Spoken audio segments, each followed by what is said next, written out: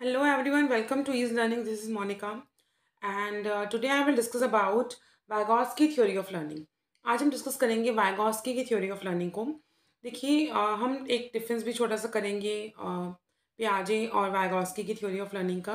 Paper one के लिए important है और सभी टीचिंग एग्जाम के लिए इम्पॉर्टेंट है आपका टॉपिक।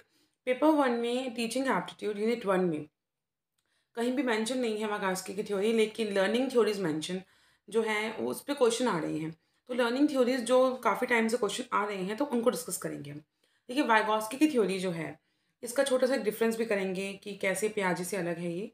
पियाजे की थ्योरी में चार आपके स्टेजेस थी, जिसमें आपकी बात की गई कि एज वाइज डेवलपमेंट होती है, देन लर्निंग होती है। हम एज वाइज लर्निंग करते हैं, डेवलपमेंट पहले और लर्निंग बाद में। दूसरी तरफ वाइगॉस्की की थ्योरी में बोला कि लर्निंग पहले होती है और डेवलपमेंट बाद में, जबकि दोनों ही एस्पेक्ट सही नहीं है। लर्निंग और डेवलपमेंट दोनों साथ साथ होते हैं। ठीक है। अब वाइगॉस्की जो एक रशियन साइकोलॉजिस्ट थे, उन्होंने कॉग्निटिव डेवलपमेंट के ऊपर स्टडीज़ की और सोशल इंटरेक्शन बताया, ज़्यादा फोकस किया सोशल इंटरेक्शन पर। He strongly believe that interaction plays value role of meaning making. आपका इंटरेक्शन होती है, हम सोशली कनेक्ट होते हैं तो हम जल्दी लर्निंग होती है। देखिए हम भी सोशली जो सोशल इन्वायरमेंट होता है उससे बहुत जल्दी सीखते हैं। According to him child will interact and learn and is जो आपकी डेवलपमेंट है learning will leads to development of him. That means कि चाइल्ड जो है जितना जल्दी इंटरेक्ट होगा उतनी जल्दी सीखेगा, जो काफ़ी हद तक सही भी है। पेपर वन में क्वेश्चन आते हैं इससे। ही लेज emphasis on collaborative project, cooperative learning, reciprocal teaching and peer tutoring and assistive learning। Collaborative जहाँ कोलैबोरेट किया आपने दो से ज़्यादा लोगों के साथ। कोऑपरेटिव लर्निंग कोऑपरेट करके, बहुत सारे लोग हैं, ग्रुप लर्निंग जिससे कह सकते हैं। रेसिप्रोकल टीचिंग जहाँ पे स्टूडेंट टीचर को समझा रहे हैं, उल्टा चल रहा है। ठीक है, रेसिप्रोकल टीचिंग जिसमें स्टूडेंट से आप सीखने को मिल रही है। और सबसे इम्पॉर्टेंट बात वाइगॉस्की की थ्योरी में ये कहा गया कि एज जो है उसका ज़्यादा इंपॉर्टेंट रोल नहीं है। आप लर्निंग किसी से भी ले सकते हैं, सोशली इंटरेक्ट होंगे आप लर्निंग सीख सकते हैं। हम की एलिमेंट्स पे फोकस करेंगे। तो की एलिमेंट्स की अगर बात करें तो social interaction, then we have ZPD जो भी आगे हमारे कंसेप्ट आएंगे, ZPD and all. Social interaction की बात करता है वाइगॉस्की कि सोशल इंटरेक्शन से आप सीखते हैं, लर्निंग इम्पार्ट करते हैं। ठीक है, आप देखते हैं आगे। इम्पोर्टेंट आस्पेक्ट्स की अगर बात करें, important aspect of learning social interaction, culture and language development. Socially आपने कनेक्ट किया, आपने सीख लिया। सोशल इंटरेक्शन, सोशली कनेक्ट किया आपने और लर्निंग हो गई। कल्चर से सीखते हैं, बहुत चीज़ें हमें कल्चर सिखा देते हैं, जो सही भी है कि कल्चर से हम बहुत कुछ सीखते हैं। हमारी लैंग्वेज डेवलपमेंट होती है, तो हम सोशली कनेक्ट हो रहे हैं। जब बेबी बोर्न होता है और चिल्ड्रन डेवलपमेंट की हम बात कर रहे हैं, उस चाइल्ड डेवलपमेंट के लिए फैमिली से सीखा। कल्चर, आपका कल्चर आप उस चिल्ड्रन को सिखाएगा, उस चाइल्ड को पर्टिकुलर लर्निंग देगा। और लैंग्वेज डेवलपमेंट होगी, जिस कल्चर से आप बिलोंग करते हैं वैसी लैंग्वेज हम सीख जाते हैं। तो social interaction, culture and language development, ये डेवलपमेंट और लर्निंग का इंपॉर्टेंट एस्पेक्ट है वाइगॉस्की के अकॉर्डिंग। अब मेन टर्म्स की बात करते हैं। मेन टर्म्स आपको इस लर्निंग थ्योरी में दिखेंगे। ZPD, scaffolding and more knowledgeable other. क्या है ये concept? Zone of proximal development, अभी एक्सप्लेन करूंगी और अच्छे से। सबसे पहले समझिए zone of proximal development. Zone एक एरिया, प्रॉक्सिमल आसपास, डेवलपमेंट चाइल्ड डेवलपमेंट की बात हो रही है। देखिए हम चिल्ड्रन को कोई भी ऐसा टास्क देंगे जो बहुत इजी है, जो वो बहुत इजीली कर सकता है, उस पार्ट को अगर रहने दें। एक ऐसा पार्ट जहाँ उसे थोड़ा सा मेहनत लगी और उसे सीखा, तो वो आपका है जोन ऑफ प्रॉक्सिमल डेवलपमेंट। दूसरी चीज़, विदाउट हेल्प आपने कर लिया और उसके ऊपर अगर हम और जाएं, अभी एक्सप्लेन करेंगे आपको डायग्राम की हेल्प से। उसके अगर और जाएं जहाँ पे आपको किसी मोर नॉलेजेबल पर्सन की हेल्प लगेगी। ठीक है, तो उन दोनों के बीच के पार्ट को आप कहेंगे zone of proximal development. Scaffolding जिसमें आप MKO, मोर नॉलेजेबल अदर की जो हेल्प मिलती है, जिस हेल्प की हम बात कर रहे हैं वो हेल्प है आपकी स्कैफोल्डिंग। क्लियर? तो जोन ऑफ प्रॉक्सिमल डेवलपमेंट जो आपने विदाउट एनी हेल्प कर लिया और जहाँ उससे ऊपर आप नहीं जा सकते, उसके लिए आपको हेल्प लगेगी, तो वो आपका है जोन। और स्कैफोल्डिंग जहाँ पे आप मोर नॉलेजेबल अदर, एनी पर्सन जो ज़्यादा नॉलेजेबल है, जिसको ज़्यादा नॉलेज है, वो कोई भी हो सकता है, एल्डर्स भी हो सकते हैं, आपके पीयर ग्रुप्स भी हो सकते हैं। एज की इंपॉर्टेंस नहीं दी है इसमें। ठीक है, अब एक डायग्राम की हेल्प से देखते हैं इसे। चलिए, इसमें सीखते हैं हम ऐसा टास्क जो चिल्ड्रन बिना बहुत ईज़ी है वो ईज़िली कर सकते हैं, ठीक है? और ऐसा टास्क जिसमें थोड़ी-सी मेहनत जा रही है, तो that's your ZPD without any help आपने कर लिया, लेकिन आप उससे ऊपर नहीं जा सकते। इतना कर लिया है, आप उसके ऊपर नहीं जा सकते। यहाँ आपको जो हेल्प लगेगी एमकेओ की मोर नॉलेजेबल अदर एनीवन उसे आप कहेंगे स्कैफोल्डिंग। उसे आप क्या कहेंगे? स्कैफोल्डिंग, ठीक है? तो जो टास्क बहुत ईज़ी है, उससे ऊपर आपने जो थोड़ा बहुत खुद से किया विदाउट एनी हेल्प, वो भी आपने विदाउट एनी हेल्प किया, पर आप उससे ऊपर नहीं जा सकते, ठीक है? एक्सप्लेन करते हैं दोबारा। ये मान लीजिए कोई गेम है, कोई भी चिल्ड्रन है, उसने क्या किया कि उसे कोई गेमिंग एप्लीकेशन है, कोई भी एनी एप्लीकेशन जो जहाँ पे उसको गेम करना है, उसको गेमिंग करनी है, लेकिन उसे स्मार्टफ़ोन चलाना आता है। ये बहुत ईज़ी था, उसे स्मार्टफ़ोन यूज़ करना आता है, ठीक है।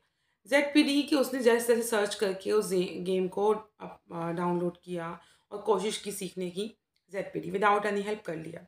अब उसे एक्चुअली में गेम खेलना नहीं आ रहा, उसको किसी पीयर ग्रुप की भी हेल्प लगती है, एल्डर की भी हेल्प होगी या एनीवन जिसको आप एमकेओ कहेंगे, मोर नॉलेजेबल अदर एनीवन, उस हेल्प को आप कहेंगे स्कैफोल्डिंग जो आपकी होगी। इन दोनों के बीच में आएगा ज़ेडपीडी, जो आप खुद कर रहे हैं लेकिन आप इससे ऊपर नहीं जा सकते, ठीक है? आपने गेम डाउनलोड कर लिया लेकिन आप गेमिंग स्टार्ट नहीं कर पा रहे, आपको नहीं पता कैसे करना है, तो जहाँ पे हेल्प लगेगी, आप विदाउट एनी हेल्प के ज़ोन में हैं, तो वो ज़ोन आपका है प्रॉक्सिमल डेवलपमेंट। जब हेल्प की रिक्वायरमेंट आ जाएगी that's your scaffolding. Any example आप कुछ भी ले सकते हैं, आप साइक्लिंग का ले सकते हैं कि आपने बेसिक साइक्लिंग सीख ली, अब उससे ज़्यादा आप नहीं कर पाएँगे और वो भी आपको कोई हेल्प करेगा, करेंगे आप खुद ही। मान लीजिए कोई आपका आपके ब्रदर सिस्टर उन्होंने बस बता दिया कि ऐसे-ऐसे कर लीजिए। किया आपने खुद ही लेकिन उनसे हेल्प मिल गई आपको। ठीक है? इसलिए ऐज फैक्टर को इम्पोर्टेंस नहीं दी, एनीवन कैन हेल्प यू। ठीक है? तो इसे कहेंगे आप ज़ेडपीडी। दोबारा एक बार देख लें अगर। तो ये बहुत ईज़ी था भई गेम आपने स्मार्टफ़ोन यूज़ करना आता है। अब आपने डाउनलोड कर लिया गेम लेकिन आपको गेम खेलना नहीं आता। आपने विदाउट हेल्प जो कर लिया दैट्स योर ज़ेडपीडी, ये ज़ोन। इससे ऊपर नहीं जा सकते, इसे ज़ोन दिया गया है, एक एरिया, प्रॉक्सिमल आस-पास, ये आपका ज़ोन है। इससे ऊपर अगर आप जाएँगे तो आपको एमकेओ की हेल्प लगेगी which is more knowledgeable other और इसको कहेंगे क्या आप? स्कैफोल्डिंग। लेवल ऑफ प्रोफिशिएंसी बताता है ये सारा, ठीक है? तो ये आपके 3 एलिमेंट हैं, इम्पोर्टेंट हैं। आप डिटेल में देखते हैं, अब समझ आएगा आपको। देखिए zone of proximal development, the zone of proximal development is a distance between what a learner can do without help and what they can do with support from someone with more knowledgeable और expertise, ठीक है? Without help और इसके zone में और किसके दूसरे में, जहाँ पे आपको हेल्प लगेगी। The concept was introduce but not fully developed, पूरा इंट्रोड्यूस किया लेकिन फुली डेवलप नहीं किया गया था, क्लियर? और देखिए अगर जैसे कि लर्नर कैन डू, ये आपका जोन बता दिया गया है, ठीक है? कि zone of proximal development where learner can do with guidance, ठीक है? उन दोनों के बीच के टास्क आएगी जो आपने खुद कर लिया और इससे ऊपर के लिए आपको हेल्प लगेगी, तो ये आपकी गाइडेंस आ जाएगी, ठीक है?